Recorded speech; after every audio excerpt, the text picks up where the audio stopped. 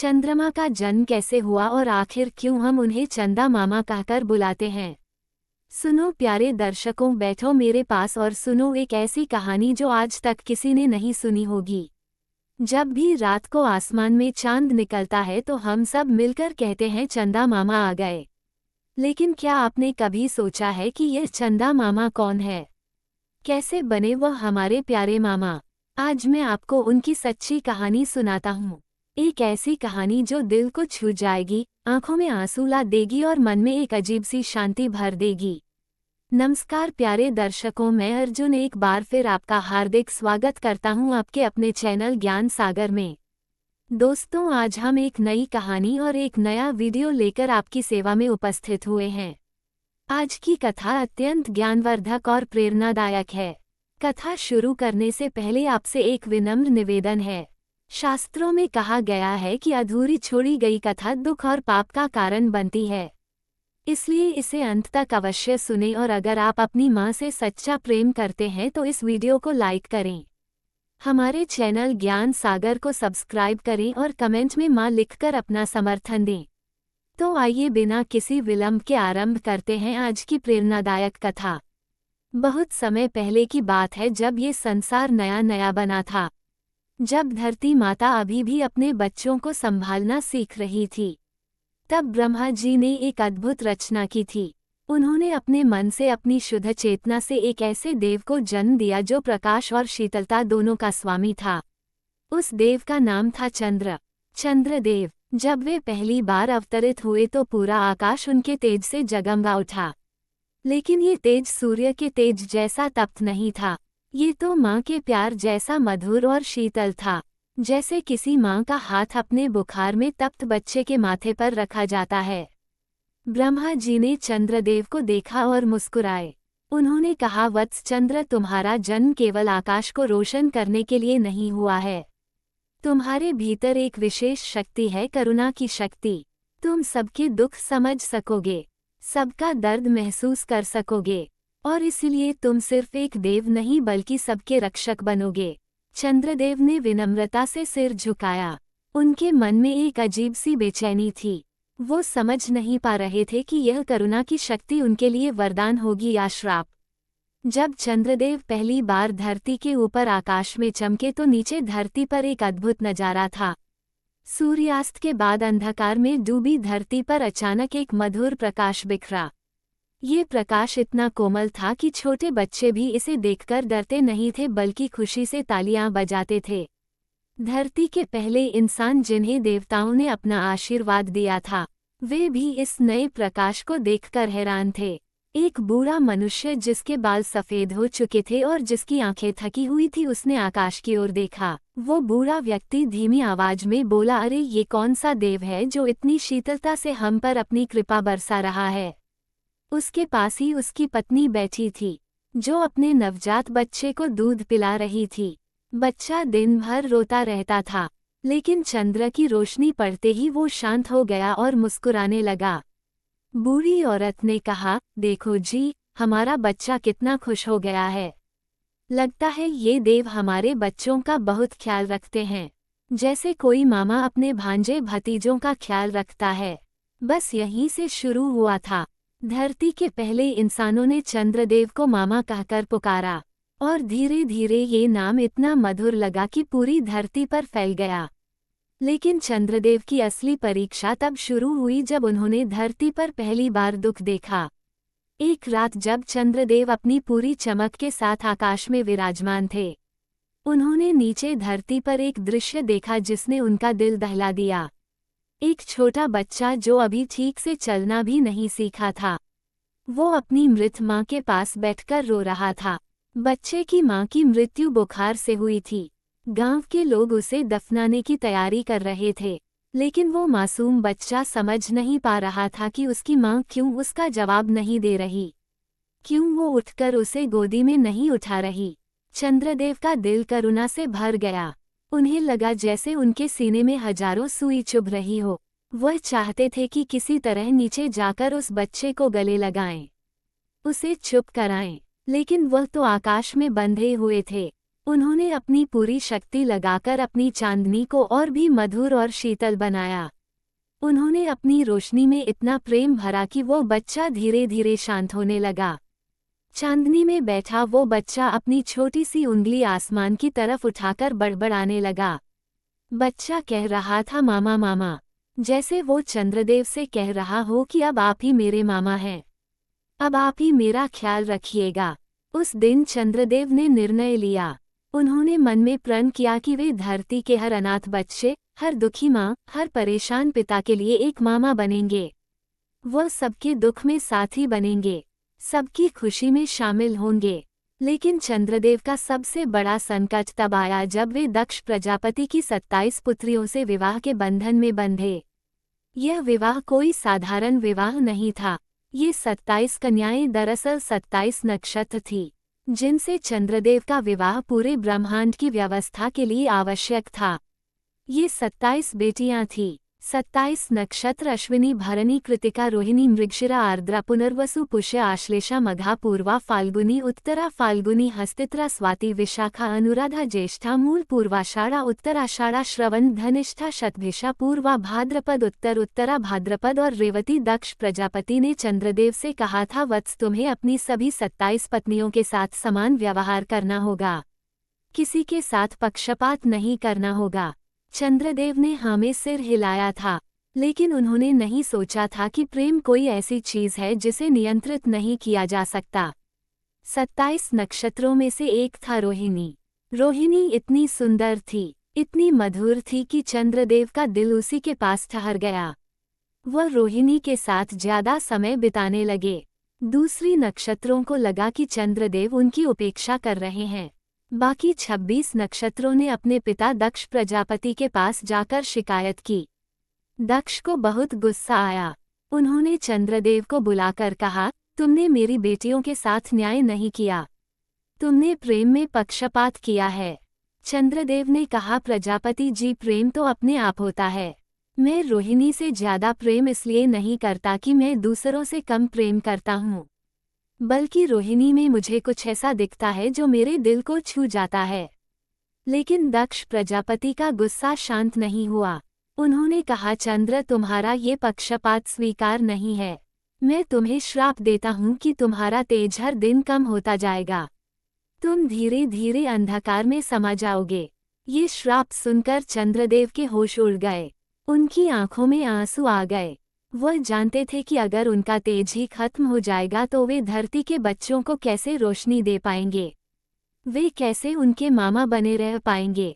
दुखी और हताश चंद्रदेव सीधे कैलाश पर्वत पहुँचे।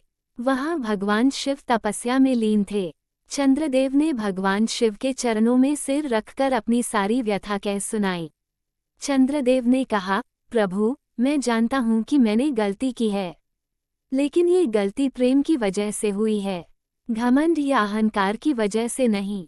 और अगर मेरा तेज खत्म हो गया तो धरती के बच्चे मुझे चंदा मामा कहकर कैसे पुकारेंगे, वे रात में कैसे मेरी रोशनी में खेलेंगे, माँ बाप अपने बच्चों को चांदनी में कैसे सुलाएंगे।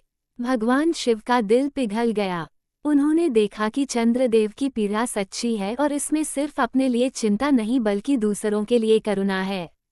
भगवान शिव ने कहा, चंद्र, दक्ष प्रजापति का श्राप मैं पूरी तरह तो नहीं मिटा सकता क्योंकि वह एक पिता का न्यायसंगत श्राप है, लेकिन मैं इसे कम जरूर कर सकता हूँ। अब से तुम हर महीने पूर्णमासी के दिन अपनी पूरी चमक के साथ चमकोगे। फिर धीरे धीरे तुम्हारा तेज कम होते हुए अमावस्या के दिन बिल्कुल छुप जाएगा, लेकिन अमावस्या के बाद तुम फिर से बढ़ते हुए पूर्णमासी तक अपनी पूरी रोशनी पा जाओगे। ये चक्र इसलिए है ताकि तुम्हें हमेशा याद रहे कि जीवन में उतार चढ़ाव आते रहते हैं, लेकिन हर अंधेरे के बाद उजाला आता है और तुम धरती के बच्चों को भी यही सिखाओगे। चंद्रदेव ने राहत की सांस ली। उन्होंने भगवान शिव से कहा, प्रभु, आपकी यह कृपा मैं कैसे चुकाऊंगा। भगवान शिव मुस्कुराए और बोले, वत्स, तुम मेरे मस्तक पर विराजमान रहोगे। तुम्हारी शीतलता मेरे तब से पैदा होने वाली गर्मी को शांत करेगी। कहकर भगवान शिव ने चंद्रदेव को अपने मस्तक पर स्थान दिया। यहीं से भगवान शिव का नाम चंद्रशेखर पड़ा। जब चंद्रदेव वापस आकाश में लौटे तो धरती पर एक अजीब सा मंजर था। लोग परेशान थे क्योंकि पिछले कुछ दिनों से चांद धीरे धीरे छोटा होते जा रहा था। बच्चे रो रहे थे क्योंकि उनके प्यारे चंदा मामा गायब हो रहे थे।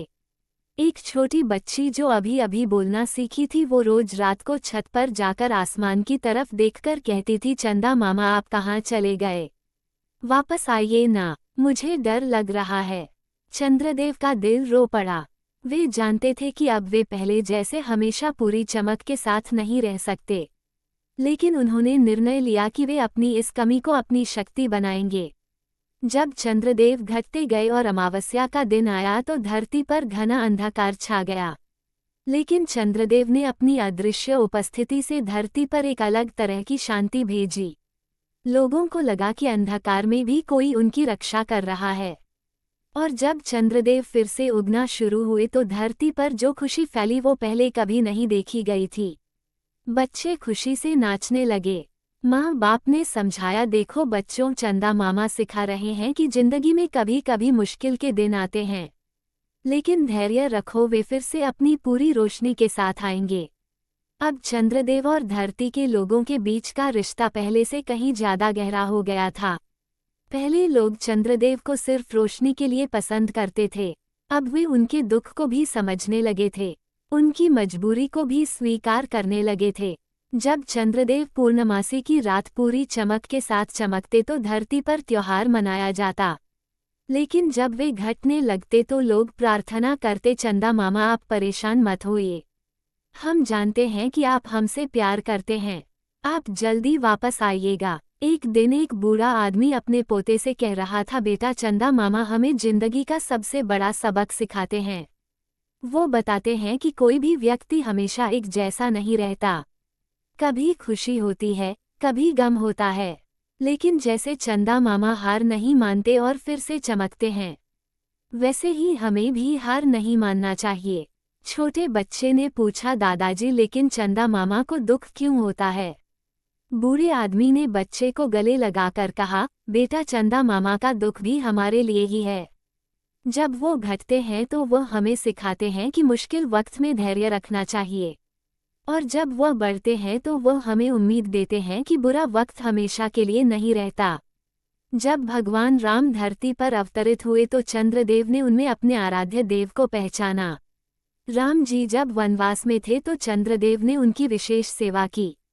वनवास के दौरान जब राम, सीता और लक्ष्मण रात में जंगल में विश्राम करते तो चंद्रदेव अपनी पूरी शक्ति के साथ उनकी रक्षा करते। वो अपनी चांदनी से न सिर्फ रोशनी देते बल्कि हिंसक जानवरों को भी दूर रखते। एक रात सीता जी ने राम जी से कहा, प्रभु देखिए चंद्रदेव कितनी करुणा से हमारी सेवा कर रहे हैं, इनकी चांदनी में इतनी शांति है कि मन के सारे दुख धुल जाते हैं। राम जी ने मुस्कुराकर कहा, प्रिय सीते चंद्रदेव का प्रेम निस्वार्थ है, वह सबको समान रूप से प्रेम देते हैं, इसलिए धरती के बच्चे उन्हें मामा कहते हैं। मामा का प्रेम हमेशा निस्वार्थ होता है। जब राम जी का राज्याभिषेक हुआ तो चंद्रदेव ने उस दिन विशेष चमक के साथ पूरी अयोध्या को नहलाया। लोगों ने कहा, आज चंदा मामा भी कितने खुश लग रहे हैं, लगता है वह भी राम राज्य की खुशी मना रहे हैं। चंद्रमा ने देखा कि उनसे न केवल बच्चे प्रेम करते हैं बल्कि बड़े लोग भी उनका सम्मान करते हैं, खासकर महिलाएं उन्हें बहुत मानती थी।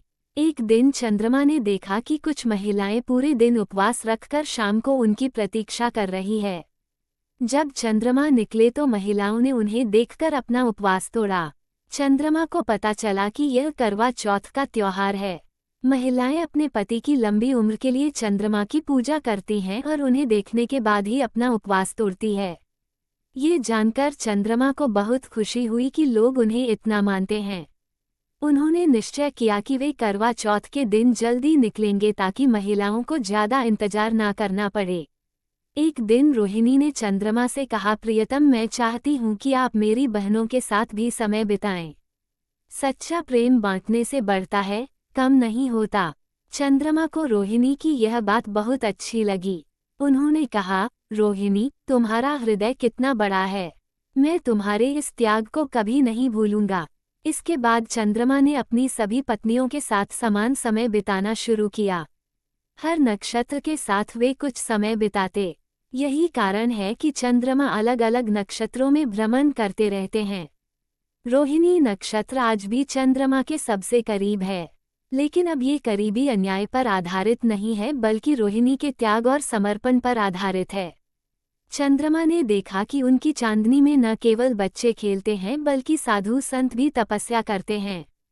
चंद्रमा की शीतल रोशनी में तपस्या करना बहुत फायदेमंद माना जाता है। एक रात चंद्रमा ने देखा कि एक बूढ़े साधु उनकी चांदनी में ध्यान लगा रहे हैं। साधु ने अपनी आंखें खोली और चंद्रमा से कहा, चंद्रदेव, आपकी रोशनी में एक विशेष शक्ति है। यह मन को शांत करती है और आत्मा को पवित्र बनाती है। चंद्रमा को ये जानकर खुशी हुई कि उनकी रोशनी आध्यात्मिक साधना में भी सहायक है। उन्होंने निश्चय किया कि वे तपस्वियों की मदद करते रहेंगे। इसलिए आज भी चांद की रोशनी में किया गया जप, तप और ध्यान अधिक फलदायक माना जाता है। चंद्रमा ने देखा कि उनसे जुड़े कई त्योहार मनाए जाते हैं। करवा चौथ के अलावा शरद पूर्णिमा, कार्तिक पूर्णिमा, होली के बाद की पूर्णिमा। शरद पूर्णिमा की रात चंद्रमा ने देखा कि लोग खीर बनाकर उसे चांदनी में रखते हैं। उनका मानना है कि इस रात चंद्रमा की किरणों में अमृत के समान गुण होते हैं। कार्तिक पूर्णिमा पर लोग गंगा में स्नान करके चंद्रमा की पूजा करते हैं। चंद्रमा को लगा कि यह त्योहार केवल उनकी पूजा के लिए नहीं है बल्कि लोगों को एक साथ लाने के लिए है। त्योहारों में सभी लोग मिलजुल कर खुशी मनाते हैं। जब भगवान कृष्ण गोकुल में थे तो चंद्रदेव को एक नई खुशी मिली। कृष्ण जी बचपन में रात को यशोदा मैया की गोदी में चांद को देखकर उसे पकड़ने के लिए हाथ बढ़ाते थे। यशोदा मैया कहती थी, अरे कन्हैया, चंदा मामा बहुत दूर है, तू इन्हें कैसे पकड़ेगा? लेकिन नन्हा कृष्ण रोने लगता था। तब चंद्रदेव अपने आप को थोड़ा और चमकदार बना देते ताकि कृष्ण जी को लगे कि वह उनके पास आ गए हैं।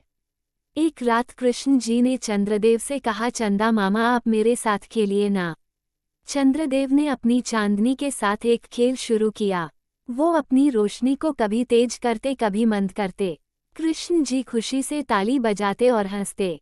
चंद्रमा की यह कहानी हमें सिखाती है कि प्रेम सबसे बड़ी शक्ति है, लेकिन ये प्रेम निस्वार्थ होना चाहिए। जब हम दूसरों की खुशी में अपनी खुशी देखते हैं तो हम सच्चा प्रेम करते हैं। प्रिय दर्शकों, इस प्रेरणादायक कथा के बारे में अपने विचार हमें कमेंट्स के माध्यम से जरूर बताएं। अगर यह आपको अच्छी लगी हो तो कृपया इसे लाइक करें और इसे अधिक से अधिक लोगों तक पहुंचाएं। साथ ही कमेंट बॉक्स में जय श्री कृष्णा लिखकर अपने श्रद्धा भाव प्रकट करें। इस वीडियो को पूरा देखने के लिए धन्यवाद। जय हो चंद्र देवता।